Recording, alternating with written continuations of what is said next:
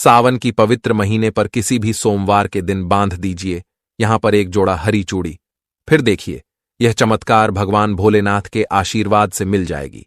आपको जीवन के हर दुखों से मुक्ति, आपकी हर मनोकामना होगी, पूरी खुशियों से भर जाएगा आपका घर। दोस्तों, सावन का पवित्र महीना भक्ति और मर्यादा का महीना होता है। इसमें जितने भी शिव भक्त होते हैं वह पूरी तरह से भगवान शिव की भक्ति में ली हो जाते हैं।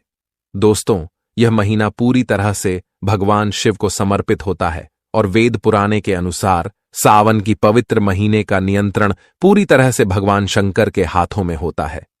दोस्तों, यह माना जाता है कि सावन के पवित्र महीने में यदि आप भोलेनाथ कई पूजा अर्चना विधि विधान से करते हैं तो आपको अपने जीवन की समस्त प्रकार के दुखों से मुक्ति मिल जाती है।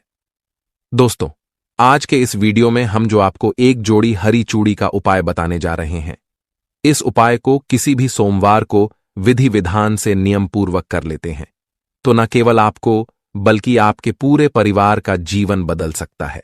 आपके जीवन में चमत्कारी बदलाव आ सकता है। देखिए दोस्तों, सावन के महीने का विशेष महत्व होता है और इसके बारे में लिखा है कि सावन के महीने में ही समुद्र मंथन हुआ था जिससे माता लक्ष्मी जी उत्पन्न हुई थी और सावन महीने में ही माता लक्ष्मी जी को धन की देवी का दर्जा प्राप्त हुआ था। सावन के महीने में भगवान भोलेनाथ पृथ्वी पर आ जाते हैं और जो भी व्यक्ति सावन की पवित्र महीने में भगवान भोलेनाथ के साथ ने अपनी झोली फैला दें, उसे व्यक्ति की झोली जरूर भरते हैं। शिव पुराण के अनुसार सावन की पवित्र महीने में जो भी व्यक्ति सावन के सोमवार का नियमानुसार व्रत करता है, भगवान भोलेनाथ उसकी जरूर सुनते हैं। आप सावन महीने में व्रत रखने में समर्थ हैं तो दोस्तों, आपको इस पवित्र महीने में वह उपाय करना चाहिए जो कि शिव पुराण में लिखा हुआ है।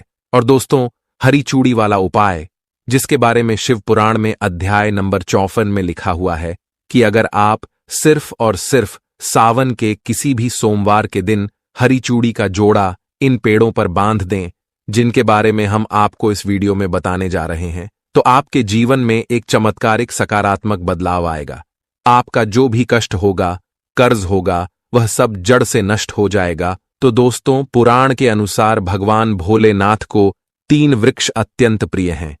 यह वृक्ष ऐसे वृक्ष है जिनके सामने अगर आप पूजा करें तो माना जाता है कि भगवान भोलेनाथ की कृपा आपको मिल सकती है। कहा जाता है कि इन वृक्षों का भगवान शिव ने खुद धरती पर भेजा था जग कल्याण के लिए। वृक्षों में कुछ ऐसे वृक्ष में हैं जिन पर स्वयं माता पार्वती और भगवान शिव का वास है। दोस्तों, एक बात का ध्यान रखिएगा कि भगवान भोलेनाथ जी यदि आप पूजा करेंगे तो आपको भगवान भोलेनाथ का आशीर्वाद तुरंत मिल जाएगा।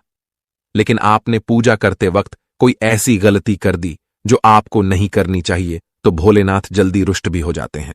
इसलिए आपको हम जितने भी उपाय बताने जा रहे हैं, खास तौर पर हरी चूड़ी का उपाय, इसको आप बहुत ध्यान से सुनिए और विधि विधान से कीजिएगा। यकीन मानिए दोस्तों, अगर आपने नियम पूर्वक या उपाय कर दिया तो आपको अपने जीवन के हर कष्टों से, हर दुखों से तुरंत मुक्ति मिल जाएगी और आपकी जीवन की कोई भी मनोकामना होगी वह अवश्य ही पूरी होगी। तो दोस्तों, सबसे पहले वृक्ष है शमी का वृक्ष। ध्यान से सुनिए दोस्तों, जो शमी का वृक्ष होता है वह भगवान शंकर और पार्वती जी का ही स्वरूप माना जाता है। कहा जाता है कि शमी वृक्ष पर भोलेनाथ तथा माता पार्वती का वास होता है। तो अगर कोई भी व्यक्ति सावन के पवित्र महीने में किसी भी सोमवार के दिन शमी वृक्ष पर एक जोड़ा हरी चूड़ी बांध दें तो उसे व्यक्ति के जीवन में ऐसा बदलाव आएगा कि उसको जीवन में किसी भी प्रकार के कष्ट का सामना नहीं करना पड़ेगा। दोस्तों, एक बात का ध्यान रखिएगा कि शिव पुराण के अध्याय नंबर 31 में साफ साफ लिखा हुआ है कि सावन के पवित्र महीने के किसी भी सोमवार के दिन प्रदोष काल के समय आप लोगों को बांधना होगा हरी चूड़ी का जोड़ा, वह भी शमी वृक्ष पर प्रदोष काल का समय। वह समय होता है दोस्तों जब ना दिन होता है ना रात, यानी कि शाम 5 बजे से 6:30 तक का समय। अगर आपने यह हरी चूड़ी का उपाय कर दिया तो दोस्तों आपके जीवन की सभी कष्ट परेशानियां का हाथों हाथ खत्म हो जाएगा और आप अपने जीवन में बहुत ही ज्यादा सुख की प्राप्ति करेंगे। दूसरा जो वृक्ष है दोस्तों, वह है बेल वृक्ष। एक बात का ध्यान रखिएगा दोस्तों, स्कंद पुराण में साफ साफ लिखा हुआ है कि माता पार्वती के पसीने से उत्पन्न हुआ था।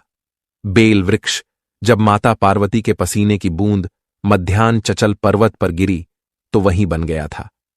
बेल वृक्ष कहा जाता है कि अगर आप इस सावन के पवित्र महीने में सोमवार के दिन प्रदोष काल के समय बेल वृक्ष पर हरी चूड़ी का जोड़ा बांध देते हैं तो इससे न केवल आपके जीवन में भाग्य तथा राहु केतु का साथ मिलेगा, बल्कि आपके जीवन की हर कष्ट, हर परेशानियों से आपको मुक्ति मिल जाएगी। इसी तरह तीसरा वृक्ष है दोस्तों धतूरे का पौधा। अगर आपने सावन के किसी भी सोमवार के दिन धतूरे के पौधे पर हरी चूड़ी का जोड़ा बांध दिया दोस्तों, तो आपको भगवान भोलेनाथ की वह कृपा प्राप्त होगी जिसके बाद आपको अपने जीवन की हर कष्टों परेशानियों से छुटकारा मिल जाएगा। दोस्तों, सावन का महीना सुहागन महिलाओं के लिए खास माना जाता है, क्योंकि इस पवन महीने में जो भी सुहागन स्त्री कोई भी मनोकामना भोलेनाथ से मांगती है और उसके लिए व्रत उपाय करती है तो भगवान भोलेनाथ उसको जल्द से जल्द शुभ फलों की प्राप्ति करते हैं। आइए जानते हैं दोस्तों, सावन मास में भगवान भोलेनाथ की पूजा आराधना के साथ साथ माता पार्वती की पूजा आपको हर रोज करनी चाहिए, वह भी पूरे सावन मास आपको करनी चाहिए। आप कोई व्रत करें या ना करें, लेकिन हर रोज माता पार्वती को अगर सावन मास में आप सिंदूर और एक लाल फूल भी अर्पित कर देते हैं तो आपके सुहाग की माता हमेशा रक्षा करती है किसी भी प्रकार की। अगर पति के स्वास्थ्य संबंधी समस्या है तो आपको यह कार्य तो जरूर ही करना चाहिए। दोस्तों, माता पार्वती को एक लाल फूल अर्पित करें।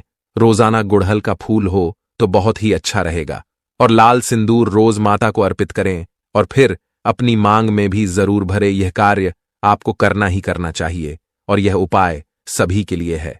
दोस्तों, आप जानते हैं दूसरा कार्य सावन के महीने में आपको और हर सभी सुहागिन महिला को यह जरूर करना चाहिए। देखिए दोस्तों, यह सावन मास है, हरियाली का मास है, बारिश का मौसम भी होता है, हर तरफ हरियाली ही हरियाली इस समय दिखाई देता है। यानी साफ साफ कहा जाए तो इस मौसम को प्यार का महीना भी कहा जाता है, और ऐसे में हरे रंग का सावन के महीने में बहुत विशेष महत्व होता है।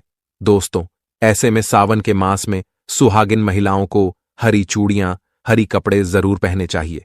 ऐसा करने से आपसे माता पार्वती भोलेनाथ बहुत प्रसन्न होते हैं और उन्हें सदा सुहागन रहने का आशीर्वाद देते हैं, उनके पति को दीर्घायु रहने का आशीर्वाद देते हैं। दोस्तों, इसीलिए आपको सावन के महीने में हरे रंग का उपयोग जरूर करना चाहिए। चूड़ियों में करें, कपड़ों में करें, पर हरे रंग का इस्तेमाल जरूर करें। ऐसे में भगवा रंग भी पहन सकते हैं। लाल, पीला, हर गुलाबी रंग बहुत ही शुभ और पवित्र माना जाता है। इससे माता पार्वती अति प्रसन्न होती है। लेकिन याद रहे, सावन के महीने में काला वस्त्र तथा सफेद रंग का कपड़ा सुहागन महिलाओं को नहीं पहनना चाहिए। सुहागिन महिलाओं के लिए यह रंग अशुभ माना जाता है। दोस्तों, तीसरा कार्य, सावन के महीने में किसी भी सुहागिन महिला का गला खाली नहीं रहना चाहिए। खास तौर पर हर सुहागन महिलाओं को सावन मास में मंगलसूत्र जरूर धारण करना चाहिए। यदि आपके पास अगर मंगलसूत्र उपलब्ध नहीं तो आप अपने गले में मोतियों के चयन भी पहन सकते हैं, लेकिन सावन के मास में महिला का गला बिल्कुल भी खाली नहीं होना चाहिए, और अगर मंगलसूत्र रहे तो आपको मंगलसूत्र पहन लेना चाहिए। दोस्तों, खास बात का ध्यान यह रखें कि मंगलसूत्र कन्ही से भी टूटा हुआ ना हो। किसी भी प्रकार से अगर मंगलसूत्र में दिक्कत है तो उसे अच्छे से तैयार करवा लें, और इसके बाद उसे सावन के महीने में पूरे मास कम से कम आपको जरूर धारण करके रहना चाहिए। दोस्तों, चौथा कार्य, सावन के मास में आप काला रंग के कपड़े ना पहने। आप किसी भी रंग के कपड़े पहने, लेकिन काला रंग के कपड़े तथा एकदम सफेद कपड़े खास तौर पर सावन मास में दूरी बना लें। दोस्तों, पांचवा कार्य, सावन के महीने में सभी सुहागिन महिलाओं को इस बात का ध्यान जरूर रखना चाहिए कि उनकी मांग हमेशा भरी रहे। दोस्त, सावन के महीने में सुहागिन महिलाओं को अपनी मांग कभी खाली नहीं रखनी चाहिए। जो भी सिंदूर आप लागती हैं, कोशिश तो यह करनी चाहिए कि जो आपके सुहाग का सिंदूर है, सावन मास में आप थोड़ा वह भी लगाएं। अगर आप पीला सिंदूर नहीं लगा सकते हैं तो आप कोई भी लाल सिंदूर अवश्य लगाएं। अगर आप ऑफिस जाती हैं तो ऐसे में जो भी सिंदूर आप लगाती हैं वह जरूर लगाएं। सावन मास में अपनी मांग कभी खाली ना रखें, ऐसा करना अशुभ होता है।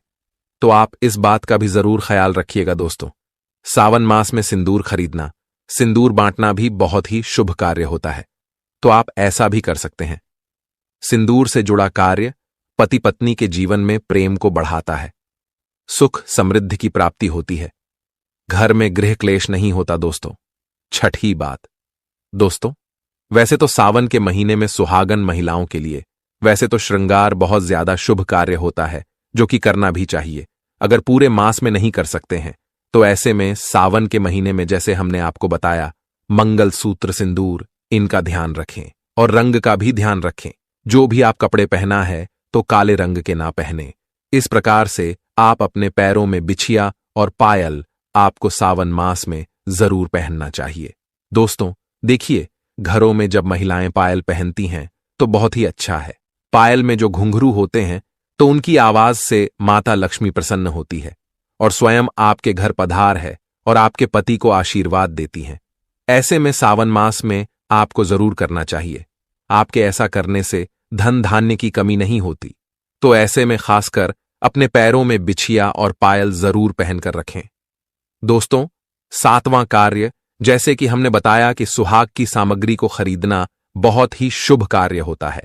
आप अपने लिए जितना हो सके सुहाग की सामग्री खरीदें और हो सके तो सावन के पवित्र महीने में सुहाग की सामग्री दान अवश्य करें। आप चाहे तो रिश्तेदारों में बांटे, पड़ोसियों को बांटे तथा अपने परिवार में बांटे।